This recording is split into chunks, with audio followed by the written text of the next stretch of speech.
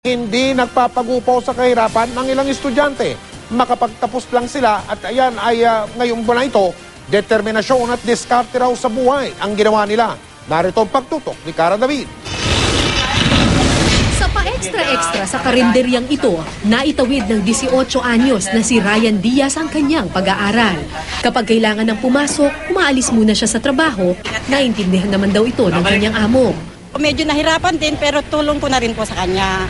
Kwento ni Ryan, humiwalay siya sa pamilya at naghanap ng trabaho nang makitang hirap sila sa gastusin. Ibinagpatuloy niya ang pag-aaral at ngayon gagraduate na ng high school. Pero simula pa lang daw ito dahil gusto rin niyang makatapos ng kolehiyo. Mag-working student na naman po for another 4 years. Mag-college po ako at sisiguraduhin ko po yun para makatulong na rin po sa mga magulang at saka para sa kinabukasan ko na rin po. Ang batchmate naman niyang si Frederick, nagtitinda ng suman sa mga kaeskwela. Pandagdag daw sa kanyang allowance. Marami din po kasi yung gastusin sa bahay. Tapos para kapag halimbawa po may mga project na di po nakakapagbayad, ako na lang po yung nagbabayad. Maaga raw siyang dumiskarte sa buhay para paghandaan ang pangarap na kurso sa kolehiyo. Business admin, major in marketing.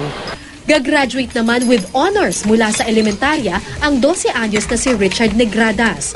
Kalahating oras siyang naglalakad papasok sa eskwelahan at minsay problemado pa sa baong pera. Minsan po, meron, minsan wala. Paano ka kumakain? Lang po, tis-tis lang. Nasunugan din sila noong 1 taon pero hindi nababawasan ang pagpupursigi ni Richard. Pangarap niyang maging isang reporter. Mel, Mike, salukuyan po kaming andito sa Payatas at kung mapapansin ninyo, mga bahay dito ay barong-barong at tagpi-tagpi. Pero ang mga pamilya dito ay masasaya. Back to you, Mike.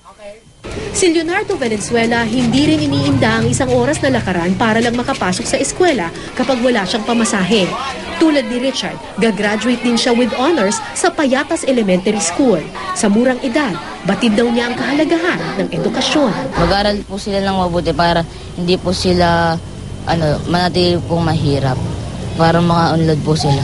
Cara David, Nakatutok, 24 Oras.